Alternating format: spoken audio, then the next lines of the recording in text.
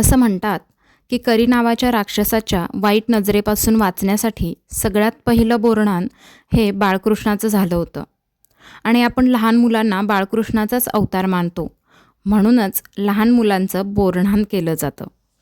आता बोरन्हाण हे संक्रांतीच्या दिवसापासून रथसप्तमीच्या दिवसापर्यंत, पहिल्या वर्षापासून 5व्या वर्षापर्यंत कधीही करता येतं.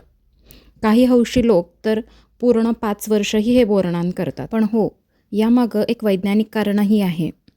ह्या ऋतूमध्ये मुलांना इन्फेक्शन होण्याची भीती सगळ्यात जास्त असते. ह्या ऋतूमध्ये निसर्गात अगदी सहज उपलब्ध असणारी बोरं, चिंचा, ऊस, हरभरे, चुरमुरे यांसारख्या गोष्टींचा लहान मुलांच्या डोक्यावरून वर्षाव केला जातो व इतर लहान मुलांना ह्या गोष्टी वेचून खाण्यासाठी प्रवृत्त केलं जातं, जेणेकरून या गोष्टी लहान मुलांच्या पोटात जाव्यात व त्यांची रोगप्रतिकारक शक्ती वाढावी. Like, share and subscribe. Thanks for watching.